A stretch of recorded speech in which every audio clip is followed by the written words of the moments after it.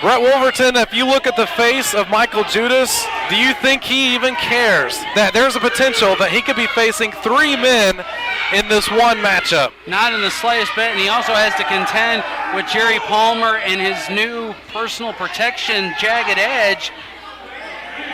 You know, that's the thing. Mikael Judas knows 2 out of the 3 opponents tonight. He knows if he gets through Jacoby Boykins that the Deadly Sin 7's waiting to come through that curtain to be next. But who's the third man, if there is a third man? We know Jeff G. Bailey, who's been missing in action here in recent weeks, has been out recruiting this third man. We don't have the foggiest idea who it is. Yeah, and you have to wonder with Jagged Edge, like, what would it take for him to actually get involved? Certainly the personal security of Jerry Palmer. And Mikael Judas, you know, I hate to use the phrase, maybe he bit off more than he could chew, but he's got a very tall order here to be able to beat not only just 1, 2, but then to get to the third and final, which is supposed to be the mystery person. And Mikael Judas isn't just in the ring with just some lightweight. I mean, it's Jacoby Boykins, someone that we've seen Jeff G. Bailey utilize in helping to defend those Anarchy Tag Team titles. And certainly when you compare the size, Jacoby Boykins certainly has a great width and girth about him, and the power, as I always like to call him, against any opponent. But Mikael Judas, that hasn't stopped him.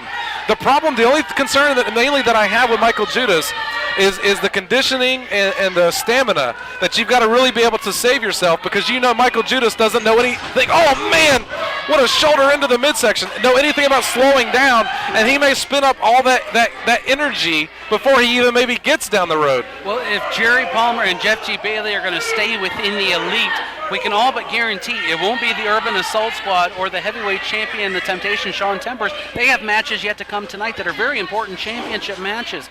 We could very well see Bro Newsom out here. There's even a chance, I know he's not dressed to compete, but the Jagged Edge could be that mystery guy. Yeah, you know, that certainly seems to be the favorite, if I'm an odds maker, that I would have to go with. You know, it's kind of convenient that Jerry Palmer decided to come back and also introduce his new security. We've seen the problems and issues, too, of Jagged Edge and Mikael Judas over the months. But I tell you, man, Mikael Judas is really taking it to Jacoby Boykins, and it's not that often that you really see someone be able to lay the physicality into Jacoby Boykins that we've had from the likes of Mikael Judas. But, you know, we've seen Mikael Judas in a lot of tag action. You know, sometimes tag action, 4-man, 8-man, throughout Anarchy here of the months. And really, this is his opportunity to get one-on-one, and that's exactly the way he likes it. You know, what better man to have as a teammate than the Priest of Punishment, Mikael Judas, somebody as intimidating and just intense. You know, there are a few athletes in Anarchy Wrestling that are more intense than the Priest of Punishment. And Mikael Judas whips Jacoby Boykins and follows up with a big clothesline into the corner, and Jacoby Boykins is a little wobbly right now. And it's amazing because, again, I don't see Jacoby Boykins come off his feet that often, but he just did. Well, Jacoby Boykins thought he may have got out of harm's way by leaving that corner. Oh, wait a second. Is he calling for the El Crucifejo? Already. Is he going to try and set him up? That's a lot of man to be able to get up. But if anyone could do it, Mikael Judas can't. Oh, wait a second. Jacoby Boykins just using that shoulder, backing Mikael Judas into the corner, laying into those shoulders continually into the midsection. Our referee, Ken Wallace, admonishing Jacoby Boykins, telling him to get him out of the corner, giving him the count. And Jacoby Boykins going to utilize every single possible second of that count to get that offense in. I don't know how wise it was for Jacoby Boykins to pull the Priest of Punishment back up to his feet as he whips him into the corner. Oh, man! It was like a freight train running off the track straight into Mikael Judas. And look at that, he was able to pick up Mikael Judas. When have you seen that, Brett Wolverton? Big Samoan drop by Jacoby Boykins, as Jerry Palmer refers to him, the Alabama Assassin. Now you may notice on his singlet, Jacoby Boykins has 256. Folks, that's not a weigh-in tonight. That's the the area code for his home in Alabama. Jacoby Boykins well over the 300-pound mark. I was going to say that would have to be in halves apparently at that point. I still cannot believe what we've seen. I mean, it just shows you the strength and power of Jacoby Boykins to be able to pick up Mikael Judas like that, who is obviously more taller than him. Wait a second. We've got Jerry Palmer getting an unfair advantage here on Mikael Judas. And, you know, Jagged Edge hasn't even taken his eyes off of Mikael Judas here. Big body slam by Jacoby Boykins. Jerry Palmer's got to be feeling pretty good about this. He may not have to worry about a man 2 and a man 3 here. Michael Judas still kicking out. I think even Michael Judas probably a little surprised at just the strength and power, because again, he favored it in height, but Jacoby Boykins, some may say, maybe favor in power and strength. Well, this is great strategy by the Elite and Jacoby Boykins, keeping the Priest of Punishment, Michael Judas, going as long as humanly possible, because you have to think the longer this contest goes, the more favor it's going to be for the Elite, because they're going to have 2 fresh men in the locker room ready to come out and attack. Yeah, you have to wonder what the marching orders are for the team that has been given by Jerry Palmer and Jeff G. Bailey. You know, kind of touching on what you said, it almost might be, is Jacoby Boykins considered the sacrificial lamb here? And almost like maybe a rope-a-dope situation. Have Michael Judas just continually throw the haymakers, punch himself out, bring in the second guy if there can be one, and then maybe it's a little bit easier pickings there. Maybe that's their reasoning. Jacoby Boykins could have been sent out to do the damage and left everybody else in the locker room, the Deadly Sin 7, this mystery opponent, as the pickup men to finish the job. Or it could be a situation where they have enough confidence in Jacoby Boykins based on what he's proven here in Anarchy that they pretty much feel like there may not be a second match. So this could be it right away, and you know they would love nothing more than that. Jacoby Boykins just again laying it right to Michael Judas, working on that knee. And that's certainly something that Michael Judas has got to be careful of. And you can see he's writhing in pain there as Jacoby Boykins continues to go right back to that knee. Well, at 273 pounds, trying to put any weight on your knee when it's been damaged is going to be difficult. Another big body slam. No, into a spinning slam by Jacoby Boykins. Not only was he able to pick up Michael Judas, but to spin around and turn it into a power slam. Again, how often have I ever seen that from someone, an opponent of Michael Judas, but Michael Judas still refuses to die. I don't know if Jacoby Boykins realizes that the Priest of Punishment, Michael Judas, is sat up. Well, I think Jerry Palmer did. I think he got a little, I think his hat curled up on top. And while Jacoby Boykins still with that advantage, he's swinging. You know, I talked about the rope, it makes you almost maybe wonder if that's kind of happening with Jacoby Boykins. Michael Judas was standing on his knees and was nearly as tall as Jacoby Boykins. And Michael Judas just backing out. He's calling for him. He said, come on, give me some more. And Jacoby Boykins goes for it again, and Michael Judas still stands right back up and wants some more. I am so impressed with Michael Judas. He will not die. How much will it take? This just fuels the fire. Oh, wait, he was able to block it this time. But Jacoby Boykins just too much right there. Boykins going back to the knee of the Priest of Punishment. Judas ducking the clothesline, catches the throw, could be a choke slam. Can he get the big man up? That's a lot of man. Did you see Kid Wallace? I think he jumped 50 feet. Oh, he did it! Ladies and gentlemen, Jacoby Boykins has been eliminated out of this gauntlet. I can't believe he got the big man down, and now man number 2 was going to make his way, and Jacoby Boykins still hasn't moved. The next member of the Elite in the gauntlet, the Deadly Sin 7. Wow, do these two ever know each other? The history of Michael Judas and the Deadly Sin 7 certainly been documented on our television programs, and Jacoby Boykins may be the sacrificial lamb because Michael Judas has not let him go yet. Oh, a battering ram! He's going to use both men against each other. The music hadn't even stopped. A great opportunity to catch the Deadly Sin 7 off guard, and Michael Judas follows through, but he is still favoring that leg a little bit. He's not able to get 100% on it, and he still again continues to grab that knee as he goes from each and every corner with 7. These two have had a feud in Anarchy Wrestling that's lasted well over a year. It was 1 year ago, Fright Night 2011. These two were scheduled for singles action against each other. The match never got underway. They attacked each other before the bell even sounded. We never were able to have an official match at Fright Night last year, so this feud grew in over a year now.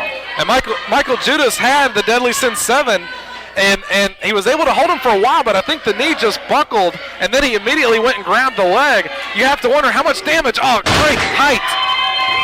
as he drops the elbow on the 7, how much damage has already been done to that knee? And you have to wonder, with the adrenaline going through the body of Mikael Judas, he was able to defeat 1, and he goes again with the elbow, drops straight on the 7. You know, they don't call this the Gauntlet from Hell for nothing. Just when you think you can have a victory against Jacoby Boykins, they keep making him bigger and stronger and more powerful as 7 makes his way out. And Mikael Judas trying to set himself up right now for maybe a choke slam. Is he going to be able to get 7 up? Wait a second, I think Jerry Palmer on the receiving end of the choke slam. And keep your eye on Jagged Edge. He's got a steel chair sliding it into the ring here. Oh, wait a minute. No, this isn't a no disqualification. He uses that chair. This is it. Oh, not on the leg, not on the leg. Oh, Ladies and gentlemen, referee Ken Wallace has disqualified the Deadly Sin 7. Oh, wait a second. The bell is wrong, but Ken Wallace admonishing this 7, but they're going to make sure they're going to take the hit for the second one, and I guess whoever they've got lined up for the third is going to have a little easier pickings with an injured knee, thanks to the hands of Jacoby Boykins at first, and then the chair-wielding Deadly Sin 7. I hear the... Wait a minute. Oh, look at that! We haven't seen Brian Casanova, and I don't even know when, and being ushered in by Jeff G. Bailey. The returning Brian Casanova is probably going to find an easy time of putting away Mikael Judas. Well, we're underway with this third round and final round. Brian Casanova back. Well, you know, as you touched on, Mikael Judas had the opportunity to prepare for the 2 that he faced, but he had no clue that Brian Casanova was going to be here, and I thought it could maybe be the Jagged Edge. Well, Edge didn't remove his suit, but we see Casanova, and he's just standing there. Well, this was all calculated, of course, if it got to this point by Jeff G. Bailey. The mind games that this man has been playing, they have so stacked the deck against Mikael Judas that it isn't even funny. And Brian Casanova, all he has to do is pretty much put in an offensive move and get the 1, 2, 3 and hit the showers. A drop kick. Beautiful drop kick. I expected Jeff G. Bailey to travel all ends of the earth to find somebody to face Mikael Judas in this third round of this Gauntlet from Hell. I never expected him to look into every woman's dreams and bring back Brian Casanova. Well, right now it looks like it's turning into a nightmare for Mikael Judas, as there's only been so much he can take. The shocker Brian Casanova, and you've got 4 people on the outside, mind you, all of course rooting for Brian Casanova. Mikael Judas, I don't know how in the world he's going to be able to come from this. And wait a second, he's got it. Brian Casanova setting him up. Oh, he connected with it. His finishing maneuver, rolls in, hooks the leg as well. Oh my gosh, he was up. I don't know how in the world Mikael Judas was able to kick out. I thought for one it was 3. Well, they should not be arguing about if Jerry Palmer wants to avoid having to have a match with the Priest of Punishment, Mikael Judas, he needs to tell Casanova to stay on him. Well, I think the look that Brian Casanova had is the same one up here by me. I don't know how in the world Mikael Judas was able to kick out. I know one thing, he's still got life left in his body, and that's what it's going to take to have to put him down, to basically rule the man unconscious pretty much. And Brian Casanova, wisely, at least for him, going straight for that leg, continuing to just wrench on it, and I can't even imagine the damage that's being done right now in that knee. I've not had trouble talking at all during Fright Night 2012, but seeing Brian Casanova back here has me stunned. I never in a million years expected to see him as part of Fright Night 2012. And a lot of times when we see a competitor that has not been on Anarchy television for a while, they may come back maybe a little ring rust or out of shape. Brian Casanova looks better than before he left. I mean, the man has ripped the wherewithal, ring positioning that he has been second to none. And he continuing to just work on that knee. The odds are totally against the Priest of Punishment, Mikael Judas, right now. Because in addition to Brian Casanova in the ring, outside the ring, you've got Jeff G. Bailey, Miss Rachel, Jerry Palmer, and the personal protection of Jagged Edge. And it looks like right there, Mikael Judas just trying to swat away with his leg, just trying to see if he can buy a little bit of time. Not much he can really do. you know, no one would certainly fault Michael Judas if he just ended it all right now, but that's not in the man's character to do so. And Brian Casanova going straight back to the leg again, and you can just hear the agony and the expression on the face of Michael Judas. And Michael Judas has got to be careful here not to get counted out. You know, the pain going through his body certainly leaves you totally at a loss of even where you're at. You lose all consciousness and understanding. And it's certainly an opportunity for Brian Casanova to get the 1, 2, 3. I can't even imagine the damage that's got to be on that leg. I mean, we've seen the chair-wielding Se7en using it on the leg. Jacoby Boykins started working on the knee. And, of course, it's probably been all calculated from Jeff G. Bailey. That really grounds a lot of what Michael Judas can do with an injured knee. Think of all the success that Brian Casanova had in the later part of 2011 and the first part of 2012 in the tag team ranks, holding the tag team titles with Andrew Pendleton III, Slim J, you know, the Elite. This man was a championship caliber wrestler almost all through the first part of this year. And now he's trying to drape that leg again and just using all Brian Casanova's weight onto that knee. And wait, keep your eye on Jeff G. Bailey. I feel like he wants, if he could lay it down on Michael Judas, you know he absolutely would. And right now, Ken Wallace giving the count to Brian Casanova, the count of 5. And this is a lot for Ken Wallace to really keep up with. I mean, he's got a lot to contend with on the outside, no less. How long does he let this go in this matchup with the injury to that knee of Michael Judas? You know, if I were Michael Judas, I'd try and live to fight another day. But I'm not, and that just shows you the makeup and the character of this guy who will not give up. Oh, wrenching on the knee again. Are we going to, the spinning toe hold, are we going to see the figure 4? Oh, I can't imagine. Michael Judas trying to block it, but the pain writhing through his body. There's only so much, the unfair advantage here for Brian Casanova, able to reach the ropes, and Ken Wallace doesn't see it.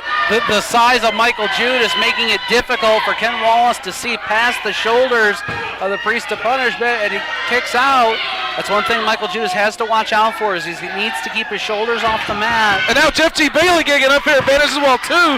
I'm sure if you ask him, he's helping Casanova stretch out. Yeah, oh, exactly. He doesn't want him to twist. Maybe they should have done that before the match, perhaps. But at least that's, his alibi, and he'll stick with it. Oh, look at Michael Judas. This man has not given up. This man has fought 2 other men, and not just any ordinary men, mind you, other members of the Elite. And he's still in here, and he's still fighting. And the likes of Jerry Palmer just eye-raking across Michael Judas's face. Well, Judas was able to reverse the figure 4 leg lock, which put the pressure on Casanova instead. But Jerry Palmer went to the eyes of Michael Judas, and it rolls it right back into the center of the ring.